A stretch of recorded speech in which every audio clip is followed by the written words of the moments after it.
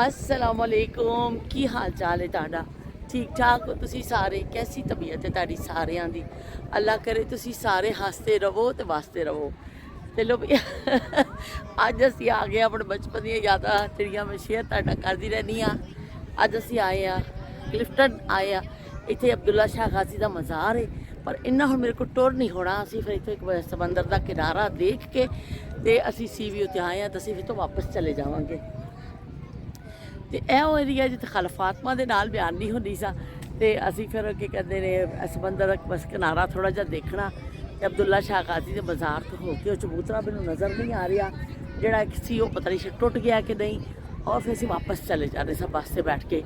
अज भी असी बस से आए हैं वाइट बसिस जड़ियाँ चलियाँ ने बहुत अच्छी बस है इन्नी अच्छी मैंने पसंद आई है पीपल्स बस नालों भी ज़्यादा अच्छी बस है आरामदेह बड़ा अच्छा सफ़र गुजरिया और धोपे गर्मी शुरू हो गई है शुक्र है लौत का सूट मैं एक अद लैके आ गई सा वरना खासी गर्मी शुरू हो गई है तो वो फिर असी पीपल्स बस से उधर बैठे सा अज असी वाइट बस से बैठे हाँ जी बार्डर कॉलोनी तो लैके इतने टावर तक इतने तक आती है तो इतने उतार जाती है बिल्कुल सीवीओ के सामने तो असी बस हौली हौली चलने तो नाल असी मज़े लैने धुप्प बड़ी है तो बस मैं फिर आहिस्ता आहिस्ता क्योंकि सामने अगर मैं कैमरा कर रही हाँ ना बड़ा करी मेरी अखां में सीधी धुप्प पै रही है तो इस तो फिर मैं तुहानूं नालों नाल दिखानी हाँ।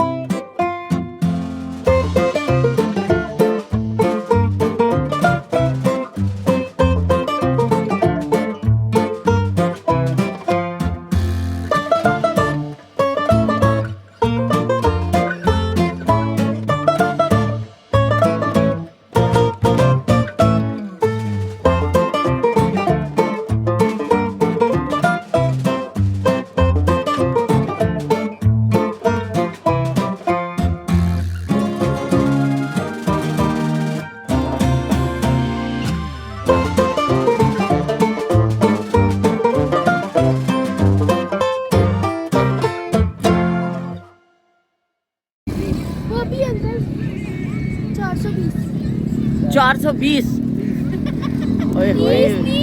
20 होता तो बड़ा अच्छा अच्छा था 420 थी कहते 420 बंदा है तो 430 बोला है अच्छा तो कितने दिहाड़ी में कितने कमा लेते हो आप? 5-6 दिहाड़ी नहीं बनते 800 आज 1000 बन जाए। अच्छा मतलब छुट्टी वाले दिन ज्यादा बन जाते हैं। आगे अच्छा। 600 तो कहाँ से आए हो पीछे से? हम खैरपुर से अच्छा अच्छा खैरपुर की तो खजूरें भी बड़ी मशहूर है ना? खजूर मशहूर है ना खैरपुर आता तो वहाँ पे खजूर के आता है हमें एक गिफ्ट भेजते होते थे वहाँ खैरपुर की खजूरें बहुत अच्छी खज्जी बहुत अच्छी लगती है।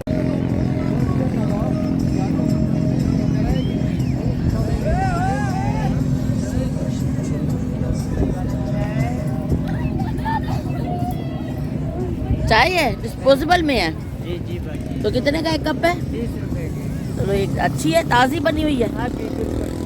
अच्छा चलो एक कप दे दे।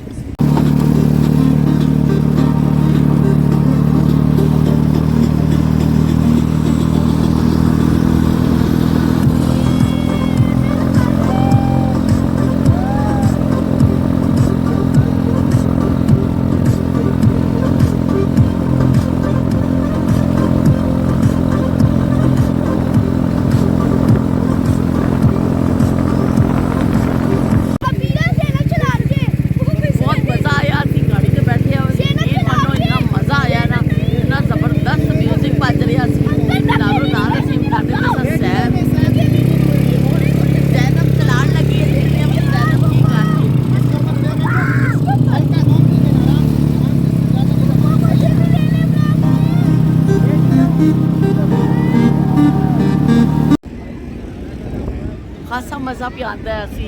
ਅਸੀਂ ਸੈਰ ਕੀਤੀ, ਅਸੀਂ ਛੱਲੀਆਂ ਵੀ ਖਾਧੀਆਂ ਤੇ ਭੁਜੀਆਂ।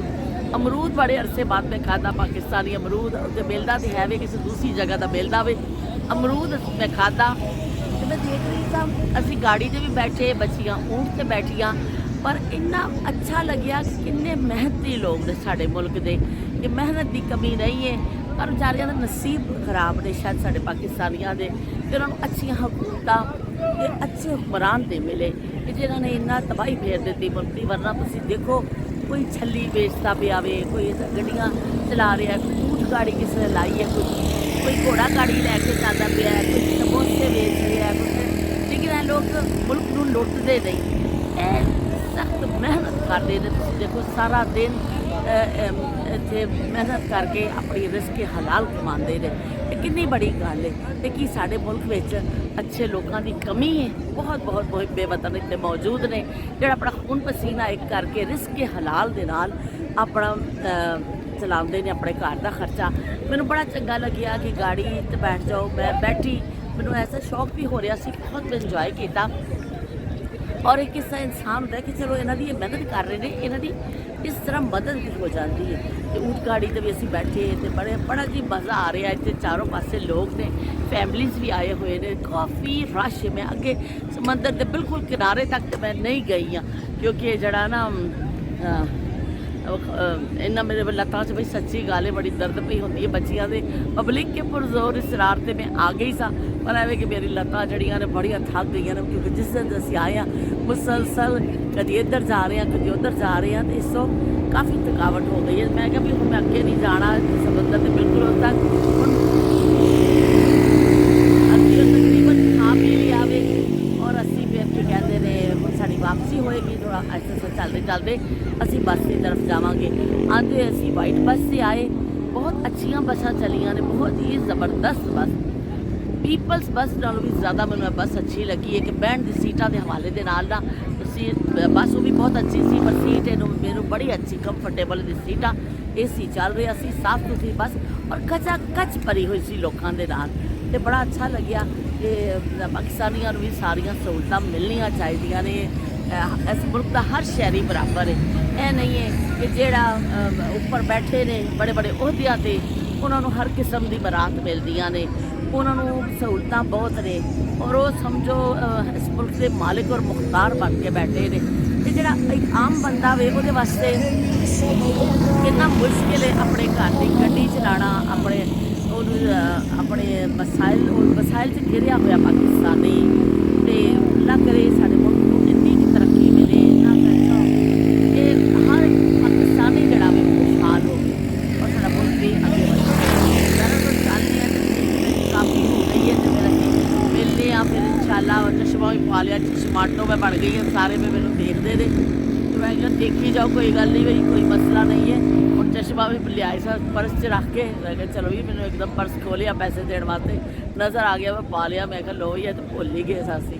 ਤੇ ਹੁਣ ਫਿਰ ਅਸੀਂ ਚੱਲਦੇ ਹਾਂ, ਫਿਰ ਇੱਕ ਨਵੀਂ ਗੱਲ ਦੇ ਨਾਲ ਨਵੀਂ ਯਾਦ ਦੇ ਨਾਲ ਮਿਲਦੇ ਹਾਂ। ਅੱਲਾ ਹਾਫਿਜ਼ ਤੇ ਰੱਬ ਰਾਖਾ।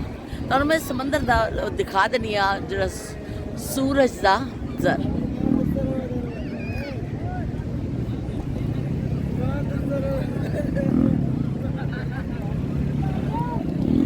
ਕਿੰਨਾ ਦੇਖੋ ਖੂਬਸੂਰਤ ਮੰਜ਼ਰ ਨਜ਼ਰ ਆਉਂਦਾ ਹੈ। ਲੋਕ ਹੀ ਲੋਕ ਤੁਹਾਨੂੰ ਹਰ ਪਾਸੇ ਨਜ਼ਰ ਆਉਣਗੇ ਔਰ ਖਾਸ ਹੀ ਬੜੀ ਤਾਦਾਦ 'ਚ ਲੋਕ ਆਉਂਦੇ ਨੇ, ਕਿਉਂਕਿ ਸਾਹਿਲ ਸਮੁੰਦਰ ਜਿਹੜਾ ਵੇ ਕਰਾਚੀ ਦੇ ਇੱਕ ਸਮਝੋ ਇੱਕ ਕਰਾਚੀ ਵਿੱਚ ਬੜੀ ਅਹਿਮੀਅਤ ਹਾਸਿਲ ਕਰਦਾ ਵੇ। ਲੋਕ ਪੂਰੇ ਅੰਦਰੂਨੇ ਮੁਲਕ ਤੋਂ ਵੀ ਜਿਹੜੇ ਲੋਕ ਆਉਂਦੇ ਨੇ, ਉਹਨਾਂ ਦੀ ਵੀ ਕੋਸ਼ਿਸ਼ ਹੁੰਦੀ ਹੈ ਕਿ ਅਸੀਂ ਸੀ ਵਿਊ ਦੇਖੀਏ। ਸਪੈਸ਼ਲੀ ਇਹ ਬਚਪਨ 'ਚ ਸਾਡੇ ਜਦੋਂ ਨਾਇਬ ਜ਼ਮਾਨੇ ਸਨ, ਉਦੋਂ ਵੀ ਜਿਹੜੇ ਸਾਡੇ ਰਿਸ਼ਤੇਦਾਰ ਆਉਂਦੇ ਹੁੰਦੇ ਸਨ, ਕਿਉਂਕਿ ਕਹਿੰਦੇ ਸਨ ਅਸੀਂ ਸਮੁੰਦਰ ਜ਼ਰੂਰ ਵੇਖਣਾ ਵੇ। ਬਈ ਜਿਹੜਾ ਆਉਂਦਾ ਸੀ ਪੰਜਾਬ ਤੋਂ ਉਹਦੀ ਆਈ ਡਿਮਾਂਡ ਹੁੰਦੀ ਸੀ ਅਸੀਂ ਸਮੁੰਦਰ ਦੇਖਣਾ ਵੇ।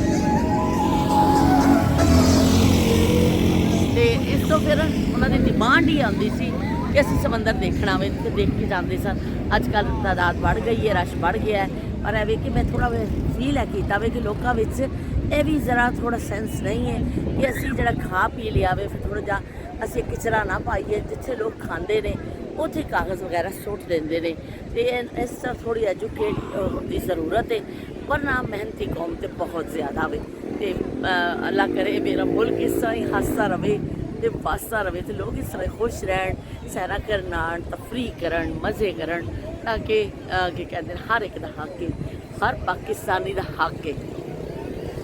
मरियम ने दूसरी छली ली है भाई, पहली एक खा चुकी है, दूसरी ली है ना। मरियम ने दूसरी छली ली है, बड़ा मज़ा आया। तो मैं भी हुणे जरा हिस्सेदार बन गई है, मैं भी एक खाधी है पहलो।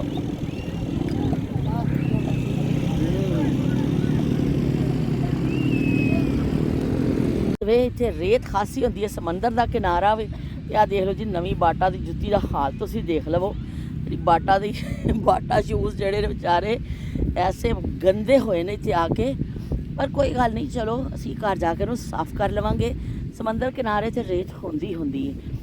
लो जी आ देख लो, साढ़े पैर देख लो चलते हुए, लंगड़ाते हुए, डोलते हुए पैर।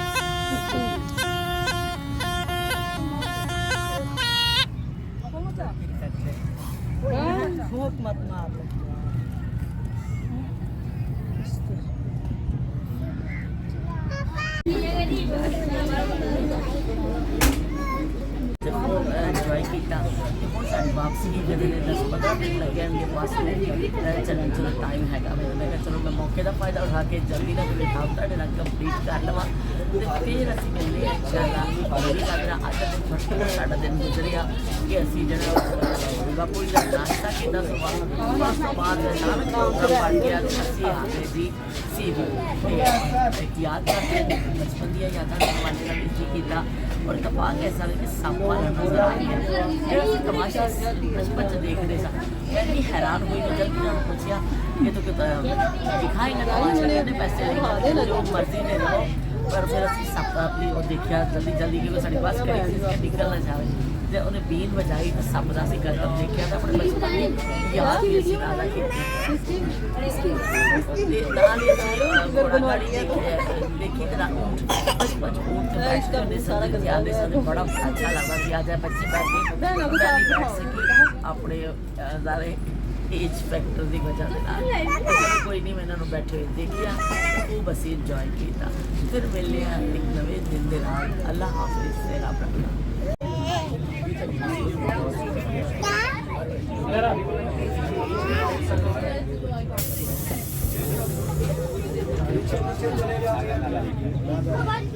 चलेगा